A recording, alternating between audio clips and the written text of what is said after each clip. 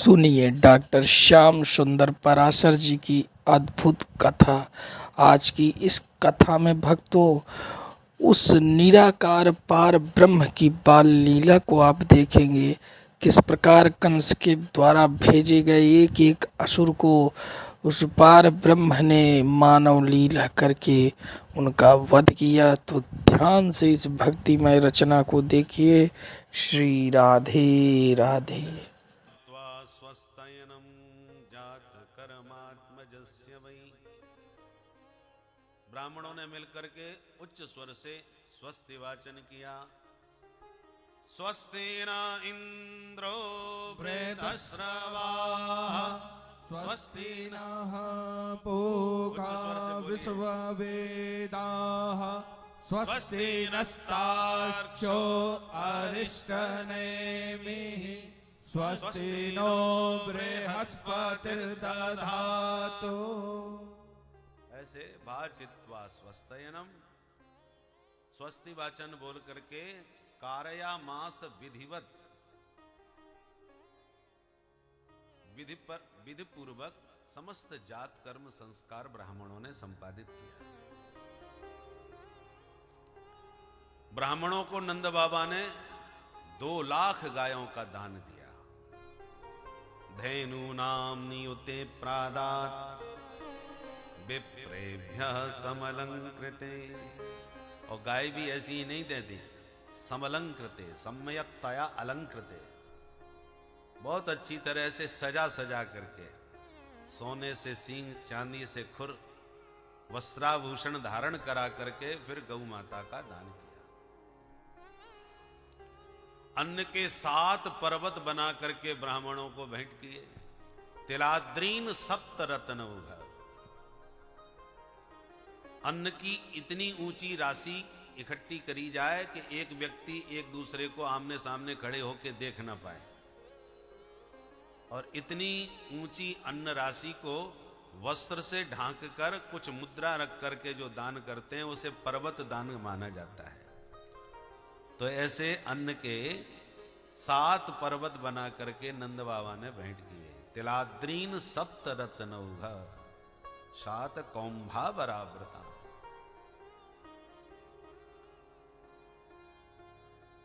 सूत मागध बंदी जनों की भीड़ लगी है। बिरदावलियां सब गा रहे हैं। गोपियां आ रही हैं, लाला को आशीर्वाद दे रही हैं। ता आशिष प्रयुंजाना चिरम पाहीति बालके। हम लोग आशीर्वाद देते हैं चिरंजीवी भव, आयुष्मान भव, और गोपियां कहती हैं चिरम पाही। जसोदा तेरो लाला हजारन वर्ष तक हमारी रक्षा करतो रहे।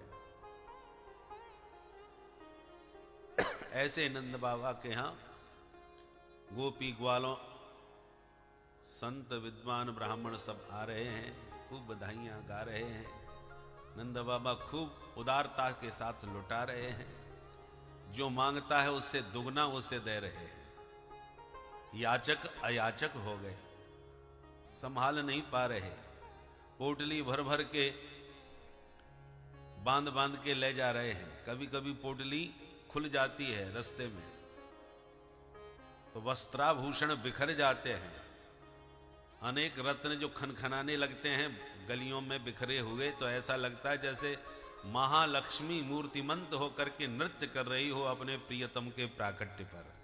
रमा क्रीडन भूल नृपा। अपूर्व आनंद आ रहा था ब्रज में, झूम रहे थे, सब नाच रहे थे कि अचानक नंद बाबा बोले, भाई ब्रजवासियों, बड़ी भारी भूल है गई। क्या बात है गई? अरे भैया, गायबे बजावे में हम तो अब की बार इनकम टैक्स जमा कर वो ही भूल गए। समय पर कंस को कर नहीं पहुंचाया तो उपद्रव खड़ा हो सकता है। भैया एक काम करो, तुम्हारो घर तुम्हारो ही लाला, तुम प्रेम से गाओ बजाओ, उत्सव मनाओ, पर मुकुन एक समय दो तो वह मथुरा में कंस है कर दे के मैं आ जाऊं। ग्वाला बोले, बाबा घर की चिंता छोड़, तू अपनो काम निपटा। खुश है करके नंद बाबा चले गए। गोपान गोकुल रक्षायाम निरूप्य मथुरांगतः नंदः कंसस्य वार्षिक्यम् करम दातुम कुरुदवः।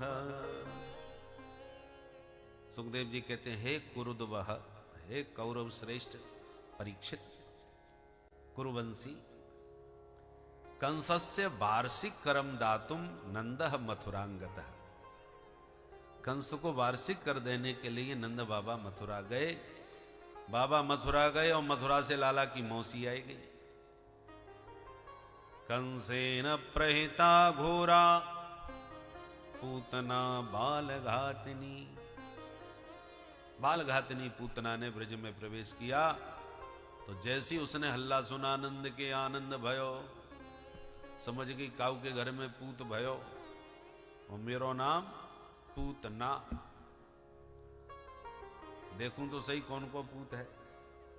तो जो गोपियां मंगल गीत गाती झुंड की झुंड जा रही थी, उनमें ये भी छैल छबीली गोपी बन करके बन ठन के सज धज के सम्मिलित हो गई।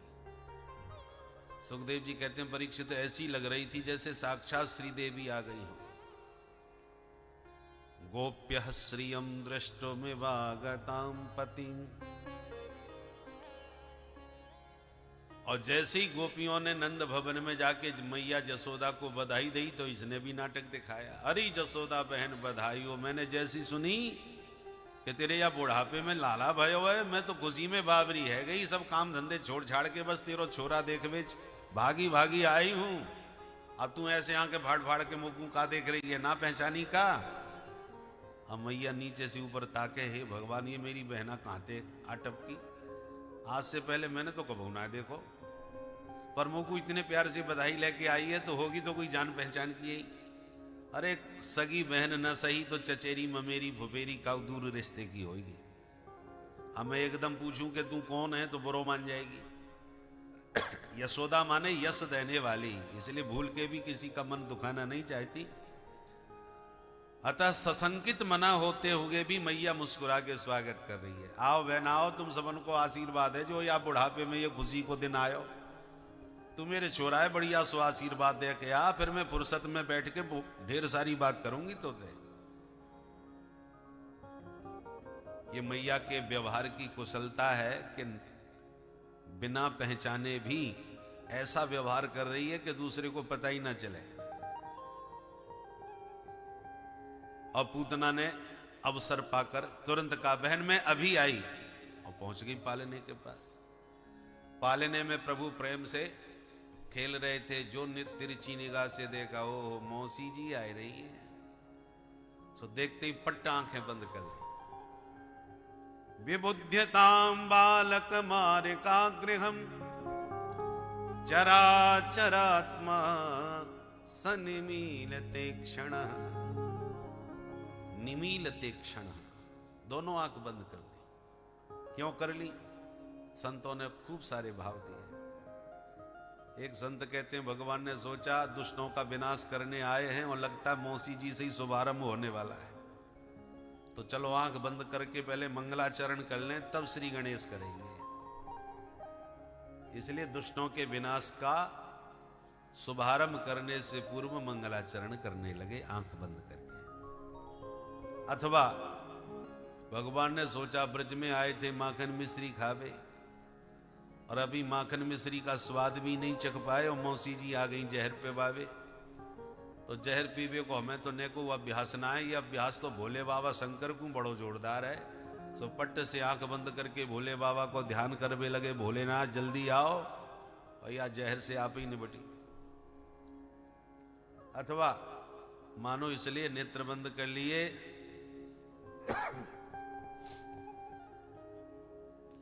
कि भगवान के हाथ से जो भी मरता है वो किसी दिव्य लोक में जाता है या भगवान के धाम को ही जाता है। तो भगवान को लगा मौसी जी को मार के कहां भेजूं, तो भगवान के दोनों नेत्र ही सूर्य और चंद्र हैं। तो मानो सूर्य चंद्र दोनों ने अपने अपने गेट बंद कर लिए, दरवाजे बंद कर लिए कि हम पूतना को अपने घर में तो घुसने नहीं देंगे, आपको जहां मर्जी आवे तहां भेजो। इसलिए प्रभु के दोनों नेत्र बंद हो गए। अथवा नेत्र से नेत्र मिलते हैं तो आंखें चार हो जाती हैं। तो भगवान को लगा मेरे चंचल चपल नेत्र कहीं पूतना से मिल गए और आंखें चार हो गईं और मेरे प्रति इसके मन में प्रेम जाग गया तो ये मुझे छोड़ करके चली जाएगी, फिर मुझे नहीं मारेगी। और मुझे छोड़ के चली गई तो मेरे जितने सखा संघाती ब्रज में मेरे संग पैदा हो गए सबको जहर पिला के मार डालेगी। इसलिए कहीं मेरी इसके साथ आंखें चार न हो जाएं और ये मुझे छोड़ के न चली जाए, इसलिए प्रभु ने नेत्र बंद कर लिया। अथवा मानो भगवान ने इसलिए नेत्र बंद किए कि भगवान मायापति हैं, इसलिए इनका नाम है माधव। धव माने स्वामी, मां माने माया, माया के पति माया के स्वामी हैं, इसलिए मायापति हैं माधव। तो भगवान को लगा पूतना माया के द्वारा ही परम सुंदरी बन के आई है, वास्तव में तो खतरनाक राक्षसी है, पर माया से बड़ी सुंदरी बनी है। तो भगवान को लगा हम हैं मायापति और सामने आके खड़ी है ये मायावती, और मेरी दृष्टि कहीं इस पर पड़ी तो इसका मायावी रूप मिट के असली रूप प्रकट हो जाएगा, और असली रूप प्रकट हो गया तो देखते ही घर में हड़कंप मच जाएगा और मेरे जन्मोत्सव का आनंद सब किरकिरा पड़ जाएगा।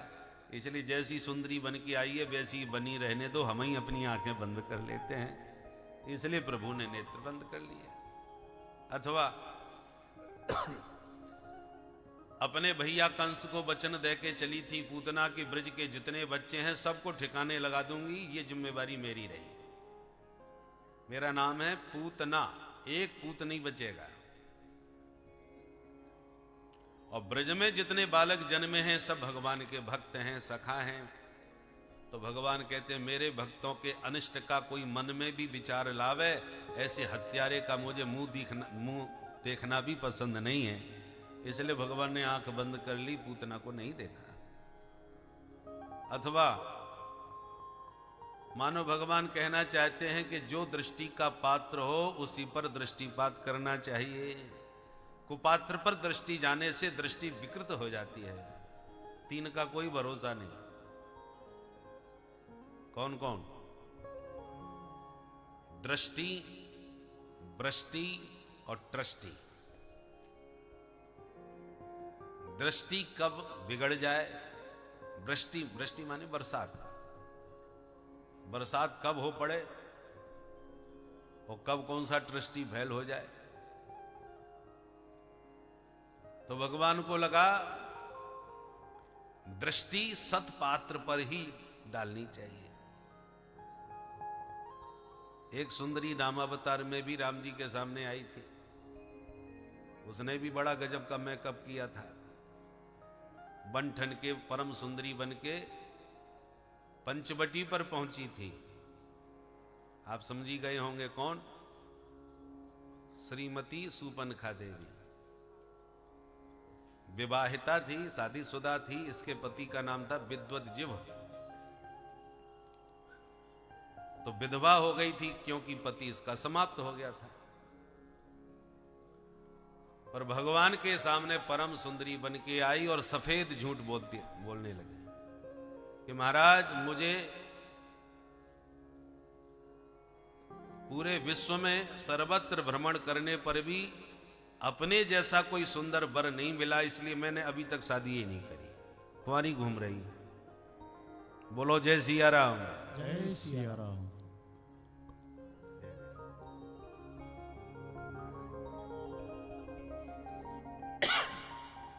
प्रभु से कहती है ताते अब लग रही कुमारी,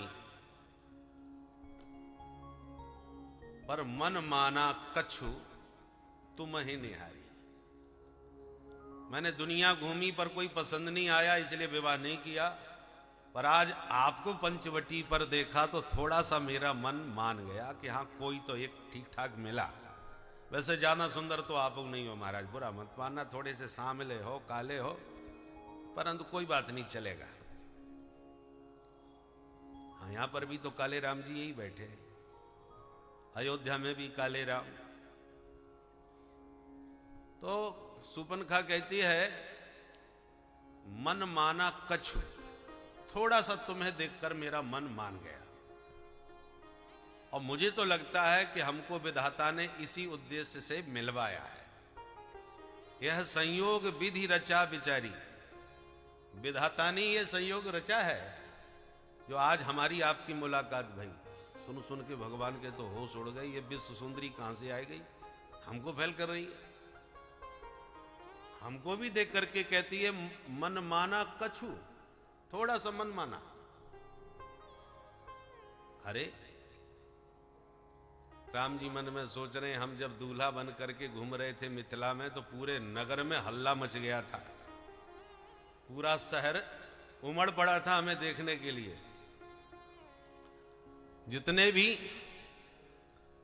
नर नारी थे मिथिला के, सबके सब दीवाने हो गए। और राम जी के रूप में तो वो चमत्कार था महाराज कि जिस समय दूल्हा बने पूरी बारात के साथ भोजन पा रहे थे तो मिथिलानियों को लगा मौका बढ़िया है, चलो खूब खरी खरी गाली देंगे। देवियों को यही मौका मिलता है खूब जम के खरी खरी सुनाने का। और भजन में आवाज भले ही ना निकले परंतु कह दो ने गारी गाए दो, फिर देखो महाराज को लगा कि खूब सुनाएंगे खरी खरी। और जो राम जी ने देखा कि हे भगवान आज न जाने क्या क्या सुनने को मिलेगा हमें।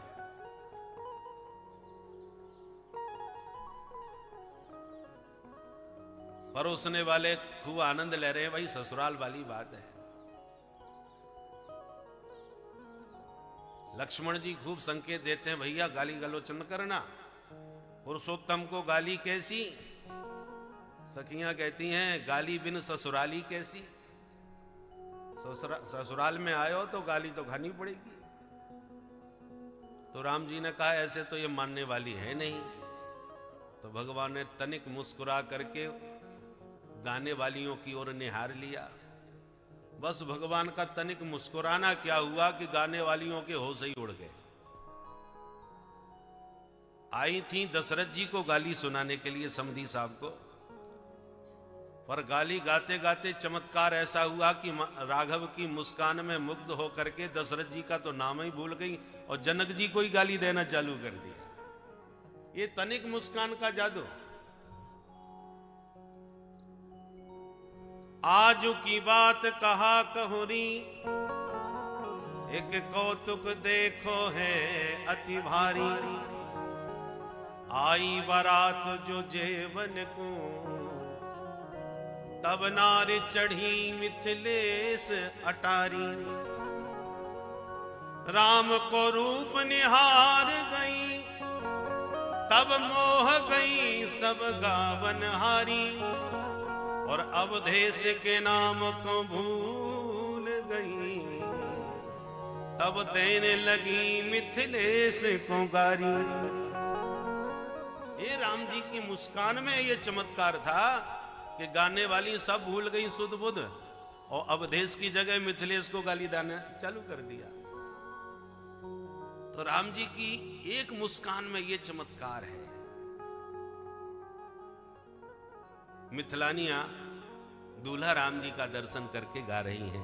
क्या गा रही हैं? आइए हम भी थोड़ा गुनगुना लें। अरे दूल्हा राम जी के उत्सव में ही तो कथा हो रही है। अरे सिंह पिय प्यारे की मूर्तियां, मन को मुहाए जाए रे। सिंह पिय प्यारे की मूर्तियां, मन को मुहाए जाए रे। सिंह पिय प्यारे की मूर्तियां, मन को मुहाए जाए रे। सिंह पिय प्यारे की मूर्तियां, मन को मोहाए जाए रे। ओ दुल्हा प्यारे की सुरतियां, मन को मोहाए जाए रे। दुल्हा प्यारे की सुरतियां, मन को मोहाए जाए रे। ओ नख सिखते सर्वांग जुगल छवि। नख सिखते सर्वांग युगल छवि। नख सिखते सर्वांग जुगल छवि। नख सिखते सर्वांग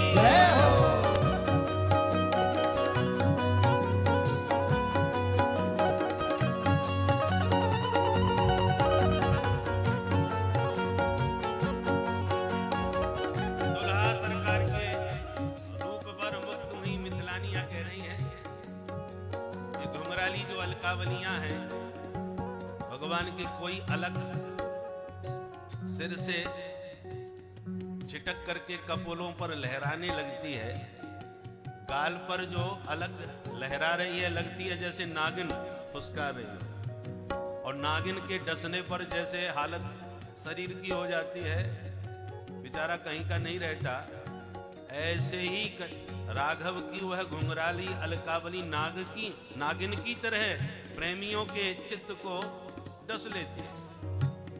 ओ छोड़ कपोलनी अलक नगनिया, छोड़ कपोलनी अलख नगनिया, छोड़ कपोलनी अलक नगनिया, छोड़ कपोलन अलख नगनिया, अंग अंग मोर रसाए जाए रे,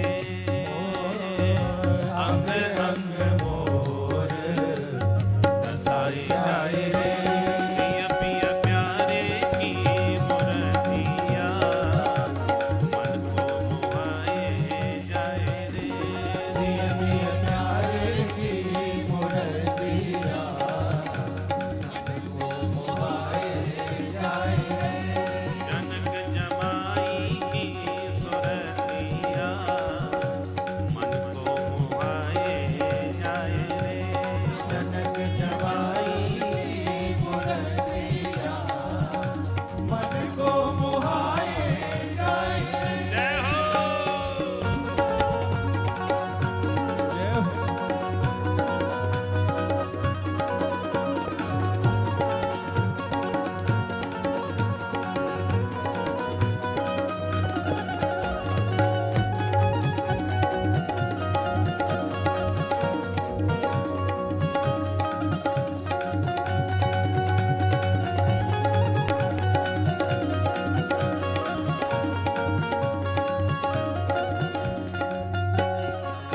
ओ अंजन अंजी त्रिगन की चितवनी, अंजन अंजी मृगन की काजल लगी हुई आंखें, अंजन अंजी त्रिगन की चितवन, अंजन अंजी मृगन की चितवनी, अंजन अंजी त्रिगन की चितवनी, अंजन अंजनी मृगन की चितवनी, परमस चेत चुराए जाए रे, परमस चेत चुराए जाए रे, सिया पिया प्यारे की सुरतिया, मन को मुहाए जाए रे, सिया पिया प्यारे की मुरतिया, मन को मोहाए जाए रे। अवध बिहारी की मुरतिया, मन को मुहाए जाए रे, अवध बिहारी की मुरतिया, जो देखे वही बाबरी हो जाए। मोहाए जाए रे। बाबरी दई बनाए करो का, बाबरी दई बनाए करो का, बाबरी दई बनाए करो का, बाबरी दई बनाए करो का, और बीच कर मचाए जाए रे, और बीच कर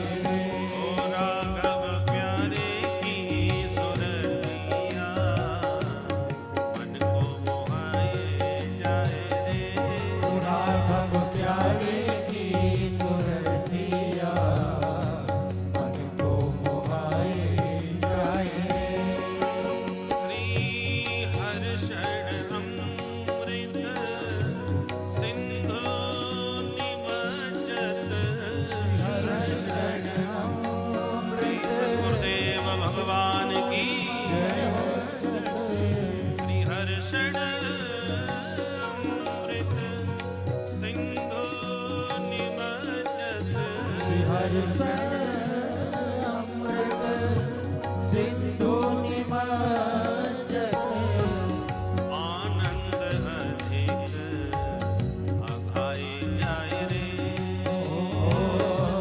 आनंद अधिक अघाई जाय रे।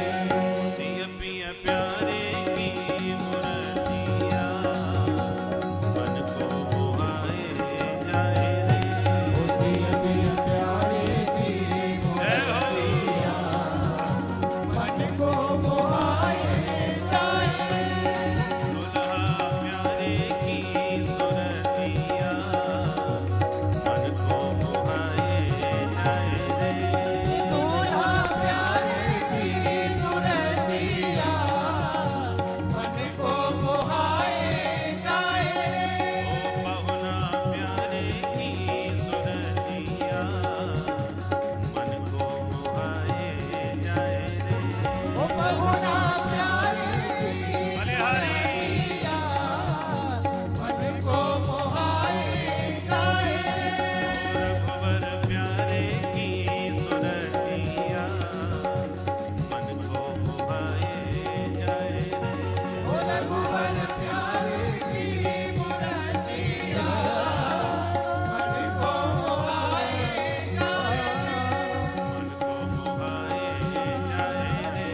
मन को मोहाए जाय रे। मोहाए जाय रे। मन को मोहाए जाय रे। बोल दुल्हा सरकार की जय पाहुने प्यारे की जय जनक के जमाई की जय जय जय श्री सीताराम।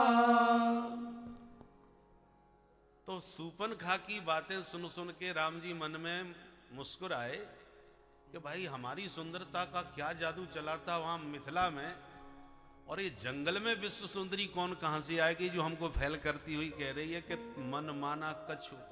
तो मैं देख करके थोड़ा सा मेरा मन मान रहा है। तो राम जी को कम से कम एक बार तो आंख उठा के देख लेना चाहिए, कैसी विश्व सुंदरी के जरा हम दर्शन कर ले। पर ना, राम जी ने एक बार भी आंख उठा के सूपनखा की तरफ नहीं देखा। क्यों नहीं देखा? पहली बात तो ये कि राम जी का सिद्धांत है मोह कपट छल छिद्र न भावा। मुझे छल कपट बिल्कुल पसंद नहीं है, और इस समय सूपनखा साक्षात छल कपट का ही स्वरूप है। वेश भी ओरिजिनल नहीं, कपट वेश है। इसका नाम था सूपनखा। सूपनखा का मतलब समझे, सूप जैसे है नाखून जिसके नख, जैसे अनाज साफ करने का सूप होता है ना, ऐसे सूप जैसे बड़े बड़े नाखून थे इसके, खतरनाक। आजकल भी सूपनखा की भतीजियों की कमी नहीं है, बड़े बड़े खतरनाक नाखून रखने का फैशन चल पड़ा है। तो भगवान ने कहा कि तुम जैसी थी वैसे ही आती, और भगवान के सामने इतनी खतरनाक बन के आई नहीं, बहुत सुंदर मेकअप करके आई थी। रुचिर रूप धरि प्रभु पहे आई, बोली बचन बहुत मुस्काई। तो रूप भी बनावट और बातें भी बनावटी, सफेद झूठ, विधवा हो करके भी कुंवारी बन रही। तो सारी बातें छल कपट से भरी हुई हैं, और भगवान को ये बिल्कुल पसंद नहीं है, इसलिए नहीं देखा सूपनखा की तरफ। और दूसरी बात, रामचंद्र परान दारान चक्षुषा नाभिपश्यति। मर्यादा पुरुषोत्तम भगवान श्री रामभद्र पर स्त्री को कभी निगाह उठा के देखते ही नहीं। तो क्या राम जी ने आज तक कोई स्त्री देखी नहीं होगी? नहीं, देखते तो थे, परंतु सूपनखा जैसी को नहीं। भगवान ने सबरी को भी तो देखा, और सबरी जो बिचारी एकदम बुढ़िया थी, अंगम गलितम पलितम मुंडम, और उस बुढ़िया सबरी से राम जी कितने प्यार से बातचीत किए। हरि ओ गजगामिनी, हरि भामिनी। अब बोलो, उस बुढ़िया से गजगामिनी कह रहे हैं, भामिनी कह रहे हैं। और जो इतना सुंदर बन ठन के आई है उसकी तरफ निगाह ही नहीं डाल रहे। क्यों? क्योंकि राम जी बाहर की सुंदरता पर नहीं, भीतर की सुंदरता पर रीझते हैं। तन को नहीं, मन को निहारते हैं।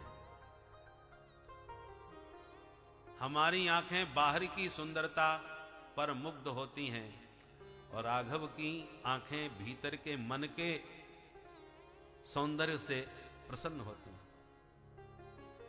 एक होता है कैमरा जो बाहर का फोटो खींचता है, एक होता है एक्सरा जो भीतर का फोटो खींचता है, भीतर की गति स्थिति क्या है। तो हमारी प्रभु की आंखें जो हैं वो बाहर की नहीं, भीतर की सुंदरता पर रीझती है। सूपनखा बाहर से सुंदरी है, भीतर से काली। सबरी मां बाहर से बुढ़िया है पर भीतर की परम दीवानी है। इसलिए राम जी ने कहा, निर्मल मन जन सो मोहि पावा, निर्मल मन जन सो मोहि पावा, मोहि कपट छल छिद्र न भावा, मोहि कपट छल छिद्र न भावा, मोहि कपट छल छिद्र न भावा, मोहि कपट छल छिद्र न भावा, छल छिद्र न भावा, छल छिद्र न भावा, निर्मल मन जन सो मोहि पावा, निर्मल मन जन सो मोहि पावा। तो निर्मल मन कहा, निर्मल तन नहीं कहा। तो सबरी मां का मन निर्मल है और सूपनखा ने तन को सजाया है, इसलिए सूपनखा को नहीं देखा। अब प्रसंग पर आइए, कन्हैया ने आंख बंद क्यों करी? कन्हैया ने सोचा, सूपनखा जब सुंदरी बन के आई थी उस समय हमारे पास किशोरी जी बैठी थी, तो किशोरी जी को देख के हमने काम चला लिया, उसको देखने की जरूरत ही नहीं पड़ी। और पूतना जब सुंदरी बन के सामने आई है तो हमारी किशोरी जी तो दाएं बाएं कहीं नहीं है, आसपास भी कोई नहीं है, कोई दूसरा नहीं है जिसको देख के काम चल जाए। केवल एकमात्र मौसी जी सामने खड़ी हैं जो हमारी दृष्टि का पात्र ही नहीं है। तो दृष्टि का उचित पात्र कोई नजर ना आवे तो आंख भले ही बंद कर लो, पर कुपात्र पर भूल के भी दृष्टिपात न करो। इसलिए कन्हैया ने आंख ही बंद कर ली, पर पूतना को बिल्कुल नहीं देखा। अब क्या सोच के आंख बंद करी वो तो गोविंद की गत गोविंद जाने, परंतु आचार्यों ने, संतों ने बहुत सारे भाव दिए हैं कि कन्हैया ने आंख क्या सोच के बंद की। पूतना ने समझा आंख बंद की है, बच्चा सो रहा है, तो धीरे से आई, लाला को उठाई, गोद में लेके जहर लगा हुआ अपना स्तन पान कराने लगी। भगवान ने पहले उसका विष पिया, फिर दुग्ध पिया, फिर प्राणों को ही पीना प्रारंभ कर दिया। गाढ़ं कराभ्याम भगवान प्रपीड्य तत् प्राणै समं रोष समन्वितो पिबत सामुंच मुंचानमिति प्रभाषिणी निष्पीड्यमाना किल जीव मर्मणि। जैसे ही प्रभु ने उसके प्राणों को पीना प्रारंभ किया तो पीड़ा के मारे पूतना चीखने लगी, चिल्लाने लगी, सा मुंच मुंच, अरे बेटा छोड़ दे, बेटा छोड़ दे। भगवान बोले, मौसी जी बस यही नहीं सीखा, जल्दी पकड़ते नहीं, और जिसे एक बार पकड़ा उसे जीवन में कभी छोड़ने वाले नहीं। चिल्लाती हुई भागी पूतना। भगवान ने जैसे ही प्राण विहीन किया कि धड़ाम, मर के जब धरती पर गिरी तो 6 कोस तक के वृक्ष टूट के चकनाचूर हो गए। बोल पूतना मर्दन भगवान की जय। पतमानोपि तद्देह त्रिगव्यूतिन्तरद्रुमान् चूर्णयामास राजेन्द्र महसादिदमद्भुतम्। त्रिगव्यूति अंतरद्रुमान् चूर्णयामास। गव्यूति माने 2 कोस। लघु सिद्धांत कौमुदी में पढ़ाया जाता है ना गव्यूति। गव्यूति कहते हैं 2 कोस, और सुखदेव जी कह रहे हैं 3 गव्यूति माने 6 कोस। 6 कोस तक के वृक्ष सब इसके शरीर से टूट गए। मानो मरते मरते पूतना ने सोचा इतना विशाल काय शरीर है, फूकने में कितना ईंधन लगेगा, इसलिए अंतिम संस्कार की व्यवस्था करके ही मरो। तो 6 कोस तक के वृक्ष अपने शरीर से ही इसने तोड़ डाले, और इतनी जोर से चीखती हुई मरी कि धरती हिल गई, और इसके चीखने से दिशाएं गूंज गईं। तो मैया डर गई, ये भूकंप कैसो आयो भैया, ये आवाज कैसी भई। सबसे पहले भाग करके लाला को देखवे आई, तो देखें पालने से लाला गायब। अब मैया चिल्लावे, हे भगवान छोरा कहां गयो, कौन ले गयो। भाग करके बाहर गई, ग्वालों से पूछा तो ग्वाला घबरा गए। नंद बाबा हमारे भरोसे घर छोड़ के गए हैं, भैया पता लगाओ छोरा है। तुरंत भाग करके ग्वाला बाहर गए तो देखा पहाड़ जैसा पूतना का शरीर मरा पड़ा है, उसके पेट पर बैठे बैठे कन्हैया प्रेम से खेल रहे हैं। भाग करके ग्वाला न सैनी लेके आए, न सैनी पर चढ़ करके वाके पहाड़ जैसे पेट से लाला को नीचे उतार के लाए, मैया को देख दिया। और मैया का मुस्कुराते हो गए जब गोविंद ने स्तनपान किया तो मैया की जान में जान आई। भाई छोरा मेरो बिल्कुल ठीक ठाक है, कोई परेशानी ना है। कहां मिलो? ग्वाला बोले मैया वह मरी पूतना के पेट पे बैठो पायो। मैया ने कहा पूतना कैसे मरी? बोले मैया वो हमें खबर ना चली। एक बोलो मैया मैं बताऊं? बेटा बता। बोले मैया मुझे तो ऐसा लगे तेरे छोरा को लेकर जोर से भाग रही होगी, तो भागते भागते लगी ठोकर और दम दी से गिर के मर गई। दूसरा बोलो चौरे ठोकर खा के गिरती तो मोड़े के भरना पड़ती, वो तो बिल्कुल सीधी पड़ी। हाँ ये बात सोच में की है। तो तू बता फिर कैसे मरी? अब बहस छिड़ गई, कोई कहियो मरी कोई कहते हो मरी। मैया बोली जैसे मरनी थी सो मर गई, और मेरे छोरा की तो नारायण ने रक्षा कर ली, किंतु आज मेरे छोरा ने मुर्दा छू लियो भाई, छोरा अशुद्ध है गयो, चलो जाके शुद्धिकरण करे। तो लाला को लेके गौशाला में मैया आई।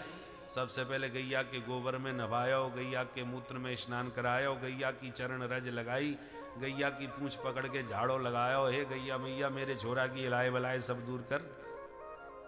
गोमूत्रेण स्नापयित्वा पुनः गोरज सार्भकम। गौ माता का पंचगव्य बच्चों के सारे अनिष्ट दूर कर देता है। गाय का मुख की जगह पूंछ परम पवित्र मानी गई, इसलिए गाय का जब भी दर्शन करो तो उसकी पूंछ से सिर को झाड़ लिया करो।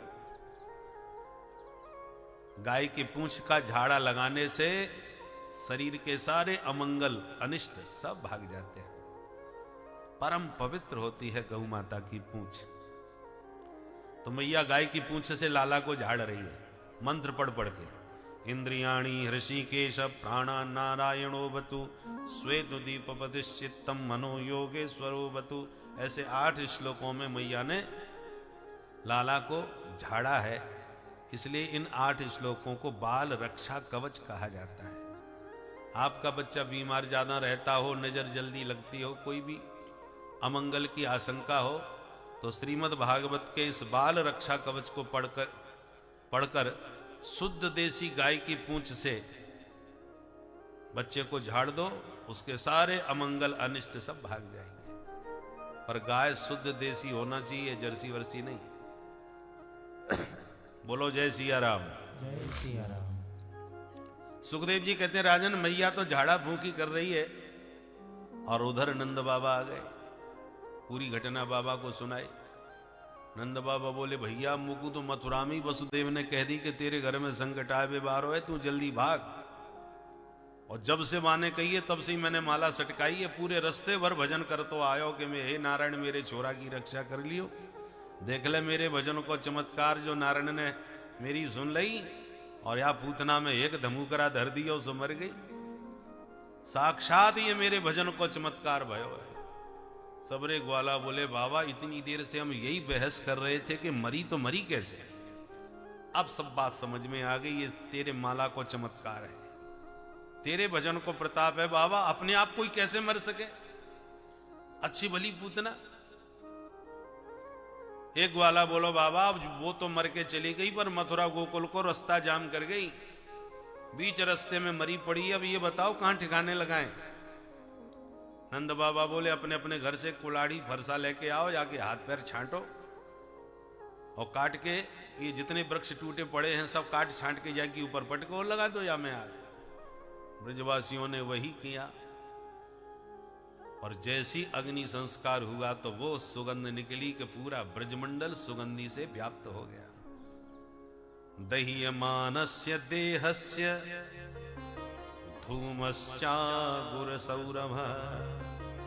परीक्षित सुन के आश्चर्यचकित हो गए, महाराज ये तो घोर पापनी थी, इसके जलने से सुगंध क्यों निकली ये समझ में नहीं आई।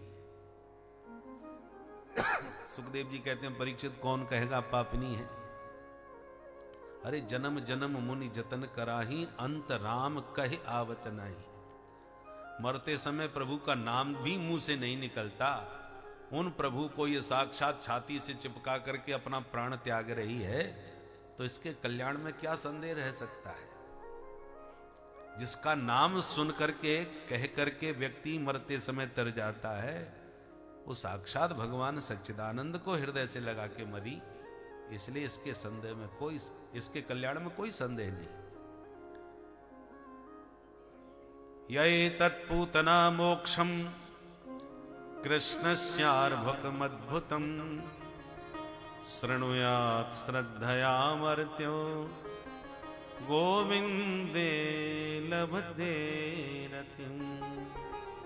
इस पूतना मोक्ष की कथा को प्रेम पूर्वक जो कहता और सुनता है, गोविंद के पाद पद्मों में दिव्य प्रेम इस कथा के सुनने से जागृत होता है।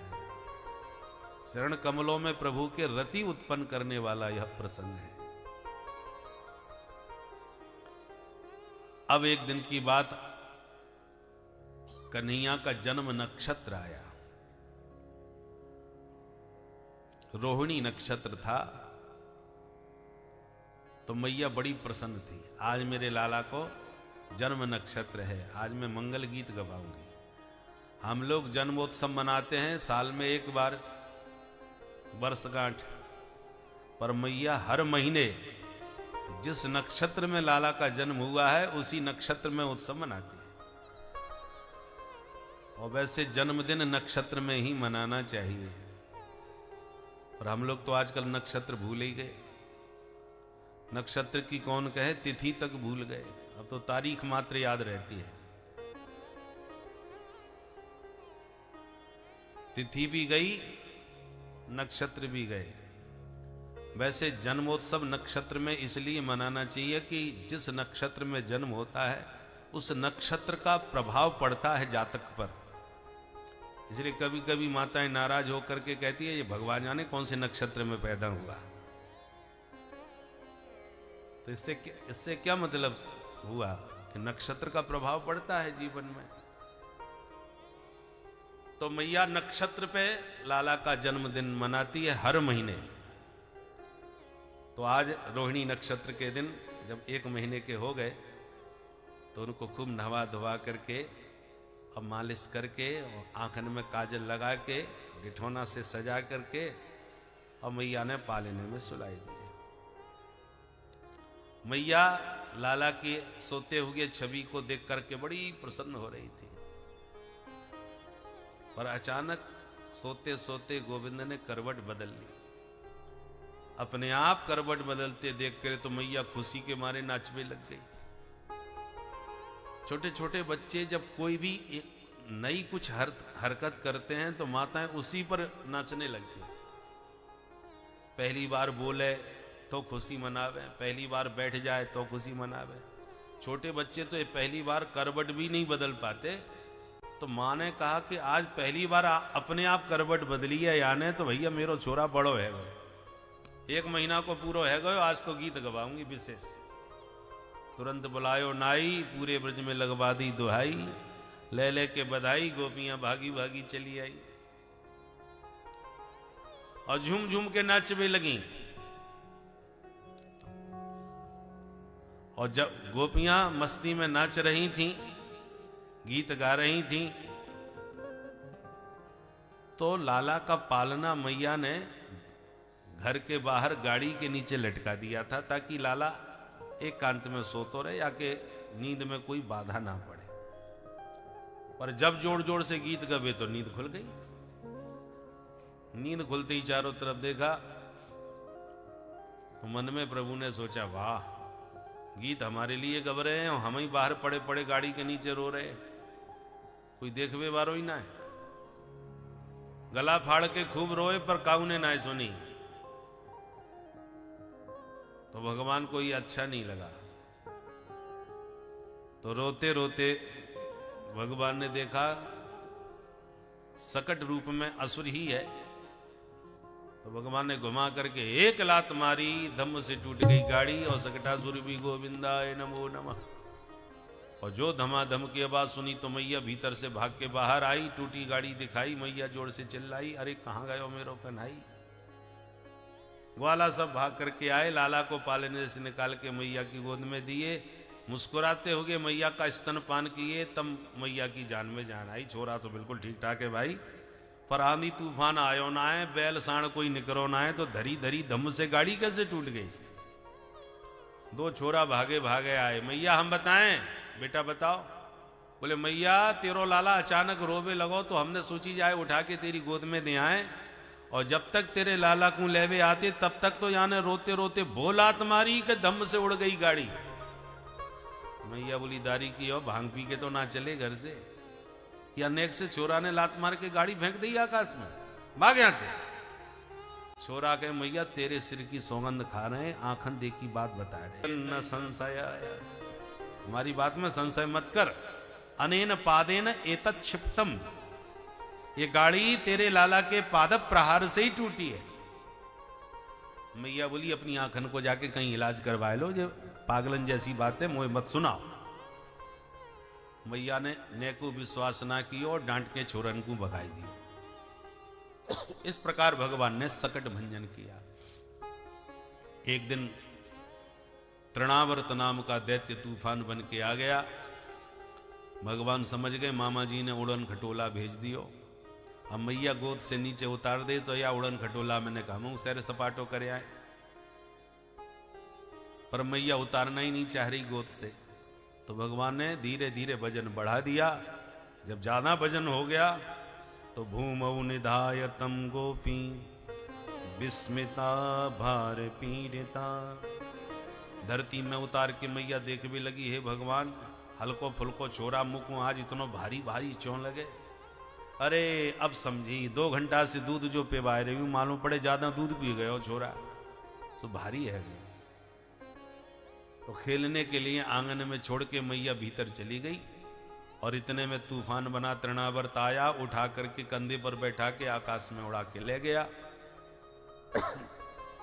भगवान ने उस मुड़ मुड़ के देखे, बालक है कि पहाड़। भगवान हंसने लगे, अरे मूर्ख भक्त, मेरे को पत्थर में भी देखते हैं और तू मुझ में पत्थर को देख रहा है, चल तेरी खोपड़ी पत्थर से ही पटकू। तमंतरिक्षात पतितम शिलायाम विशीर्ण सर्वावयवम करालम, सिर पकड़ के प्रभु ने शिला पर लाके पटका और गोविंदाय नमो नमः, गिरते ही तृणावर्त का उद्धार हो गया। ऐसे तृणावर्त का कल्याण किया। और इधर गर्गाचार्य जी के पास वसुदेव जी आके बोले, महाराज मेरे 2 छोरा नंद भवन में हैं, आप वहीं जाकर के उनको नामकरण करे आओ तो बड़ी कृपा होगी। ठीक है, गर्गाचार्य जी नंद महल आए, नंद बाबा ने जोरदार स्वागत किया और कहा महाराज आपकी कृपाते घर में 2 छोरा है।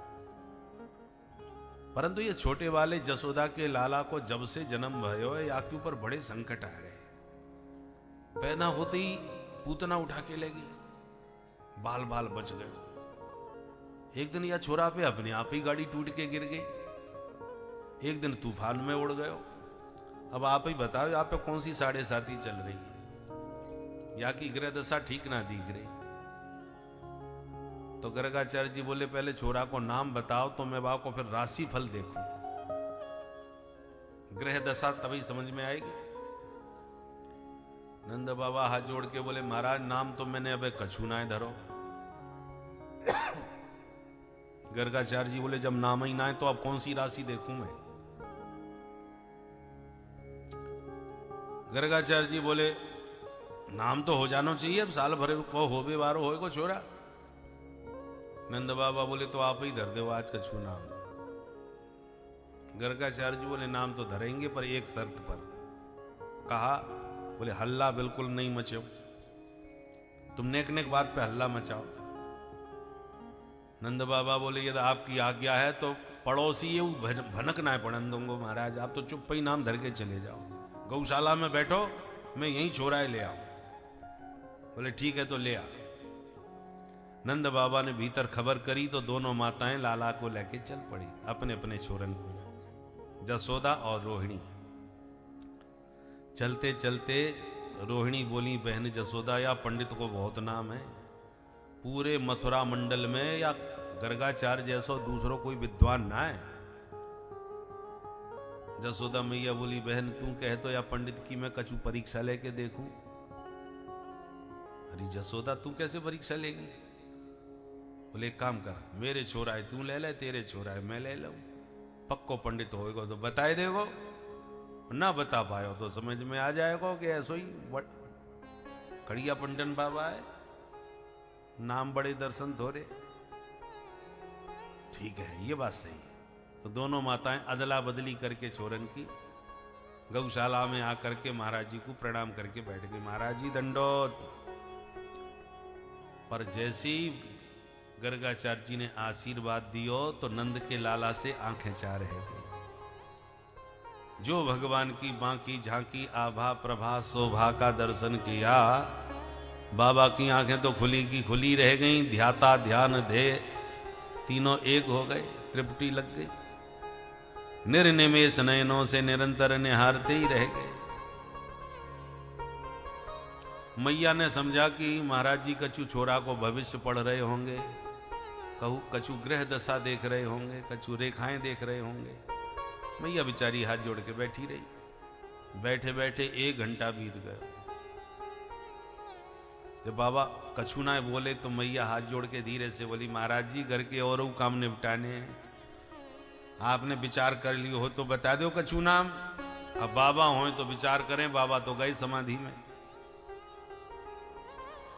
टोकने पर भी जब कछु ना बोले तो रोहिणी की तरफ इशारा करके जसोदा जी बोली बहन ने देख तो सही है बाबा जी ये कहा है गयो, न बोले न चाले न हिले न डुले न मटके न सटके, पलक भी ना झपके।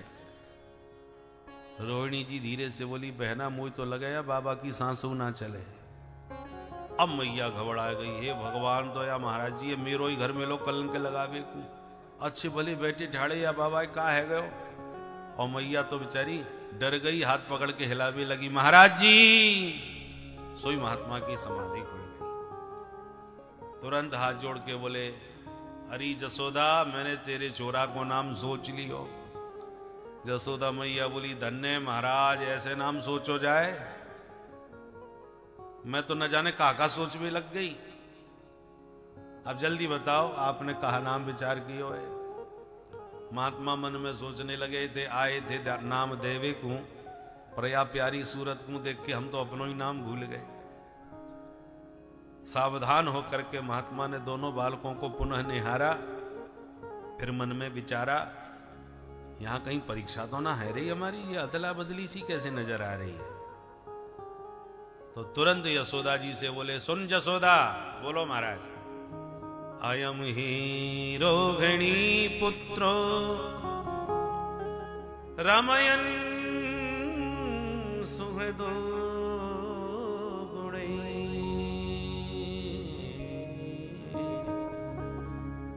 आख्यास्यते राम इति बलाधिक्यात् बलं विदुः। अयम ही रोहिणी पुत्र। जसोदा तेरी गोदी में जो है वो निश्चित रूप से रोहिणी को बेटा है। सुनते ही मैया मुस्कुरा के रोहिणी की तरफ देखने लगी। बहना पक्को पंडित निकरो भाई, खड़िया पंटन बाबा ना आए, जैसो नाम वैसो ही काम। और तुरंत हंस के बोली, महाराज जी बिल्कुल ठीक कह रहे हो आप, महान हैं आप, आपने सही कही महाराज। पर हम दोनों बहनें अपने छोरन में नेको कछु अंतर ना माने, मेरो होय के या को होय एक ही माया है महाराज। आप तो ये बताओ या छोरा को नाम का रखोगे? बाबा बोले ये छोरा बड़े होकर के बहुत बलवान निकसेगो, इसलिए नाम रख रहे हैं बलराम। बलाधिक्यात बलम विदुः। मैया खुश है गई। हाँ महाराज बड़ा अच्छा नाम। अब या छोटे वाले को और बताए दो। बाबा बोले मैया या के नाम मन की मत पूछे।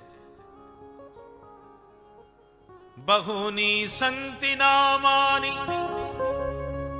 रूपाणि च सुतस्य ते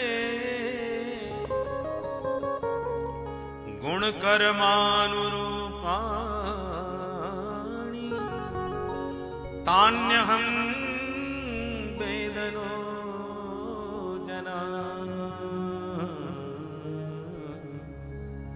तान्यहं वेदनो जना।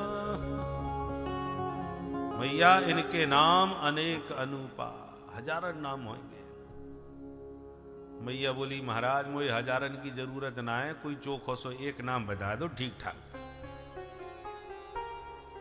बाबा बोले तो इदानीम कृष्णतांगतः, या समय नाम रख रहे हैं श्री कृष्ण। बोले या को मतलब क्या होए? बोले कर सतीति कृष्ण। भैया या छोरा में गजब को आकर्षण है, जो एक बार याकू देख लेगो बस यही को हमेशा के लिए दीवानो है जाएगो, इसलिए याको कृष्ण नाम ही अधिक प्रसिद्ध होएगो। मैया प्रसन्न हो गई। महाराज और कछु बताओ या छोरा के बारे में, वो या की चिंता बहुत रहे, बड़े संकट छोरा पे आ रहे हैं। आगे चल के ये कहा करेगो, नौकरी करेगो, व्यापार करेगो कि ऐसी गई जनाम तो फिरेगो। बाबा बोले मैया या छोरा की ग्रह दशा बोल रही है कि पक्को चोर बनेगा। मैया बोली हे भगवान है गयो मेला, ये कैसी भविष्यवाणी कर रहे हो महाराज? आपकी दयाते मेरे घर में 9 लाख गैया हैं, काऊ बात की कमी तो है ना। फिर छोरा चोरी काय क्यों करेगो? गर्गाचार्य जी बोले मोए मालूम ना है, ग्रह दशा तो कह रही है कि पक्को चोर बनेगो। छोटो मोटो चोर ना है, चोरन को सरदार बनेगो। हे भगवान, तो काय की चोरी करेगो ये तो बताओ। बोले मैया अब 1-2 चीज चुरावे तो गिनाऊं। ब्रजे वसंतम नवनीत चौरम गोपांगनानां च दुकूल चौरम अनेक जन्मार्जित पाप चौरम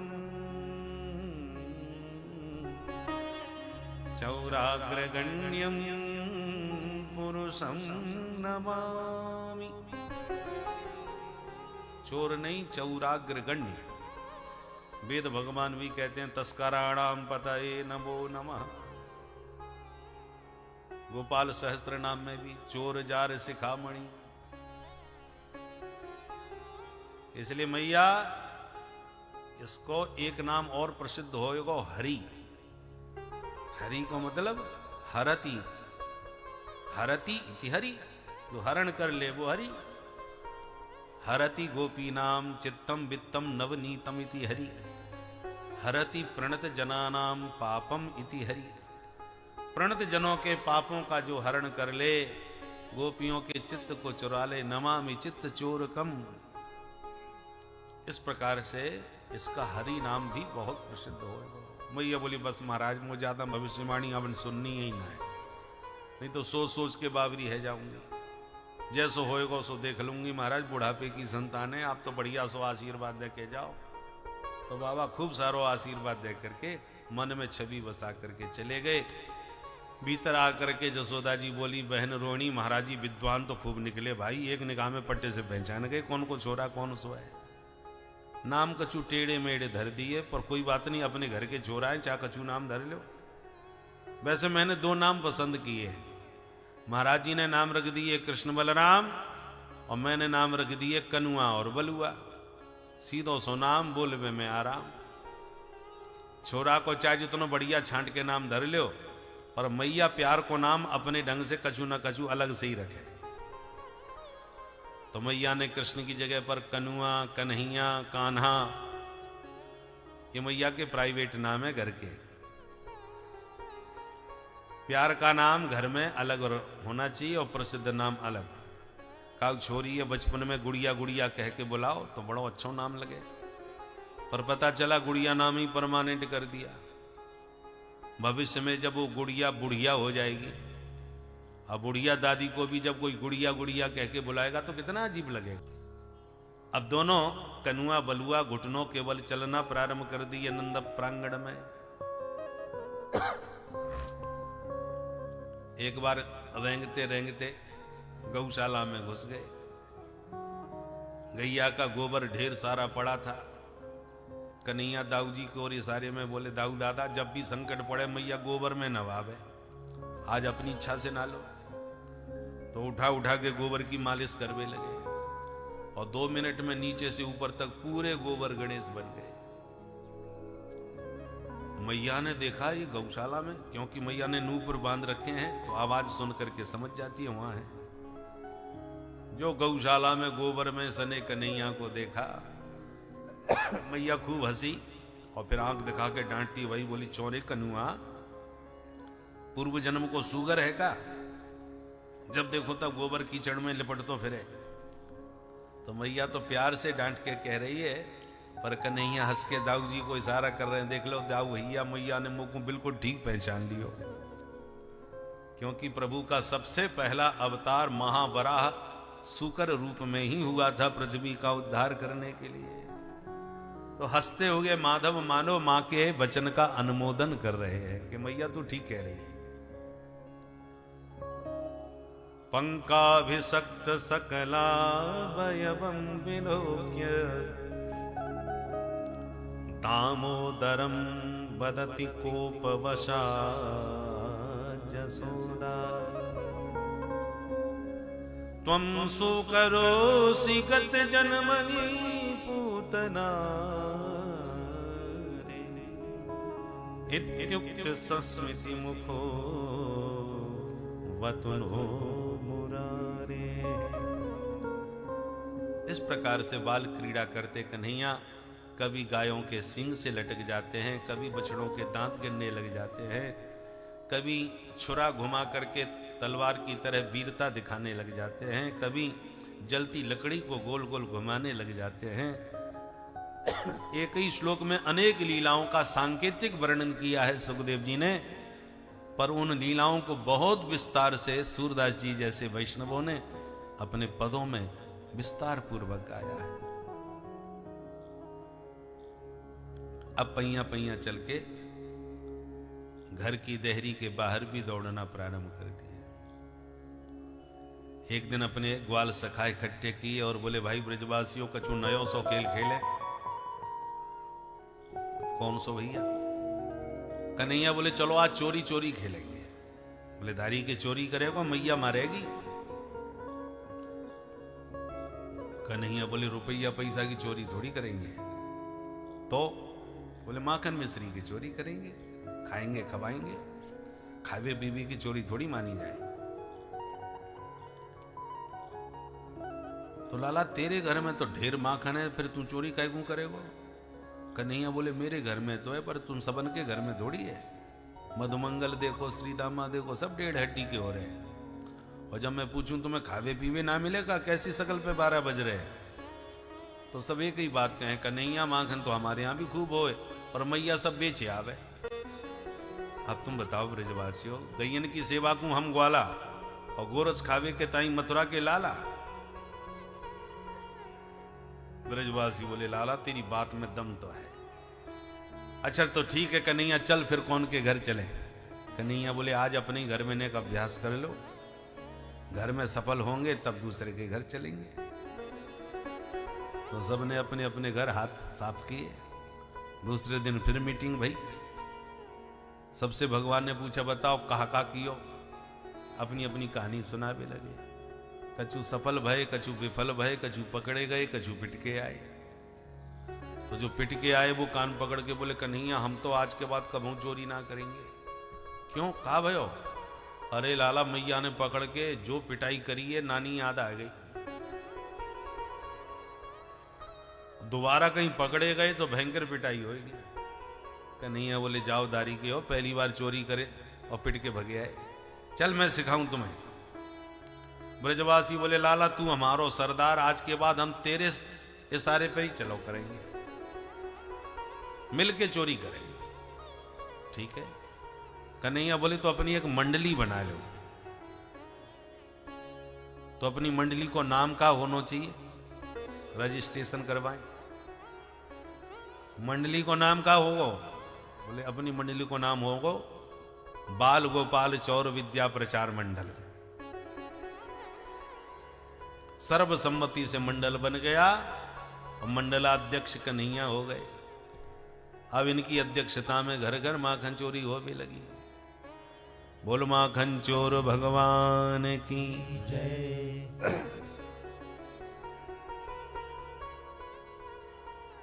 भगवान ने माखन चोरी क्यों करी? बहुत से कारण हैं, एक दो कारणों पर विचार करें। पहला कारण तो यह है जो मूलभूत है कि प्रत्येक ब्रज की गोपी का हृदय से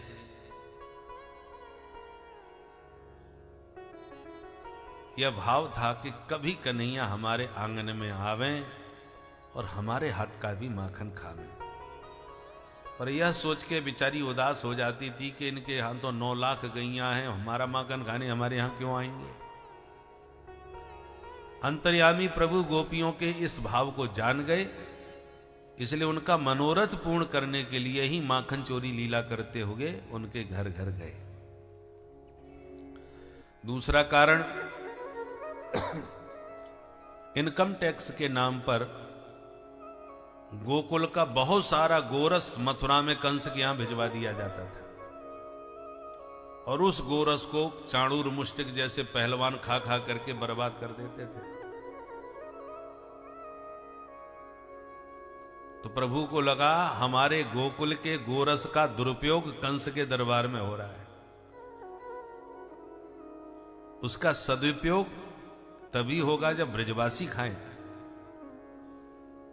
तो भगवान खाने नहीं जाते थे, वो तो खिलाने जाते थे। अपनी सब ग्वाल सखा मंडली इकट्ठी करी, घुस गए और भगवान चोरी करके ब्रजवासियों को खिला रहे, ताकि गोरस का ब्रजवासियों में ही सदुपयोग हो, न कि कंस के यहां।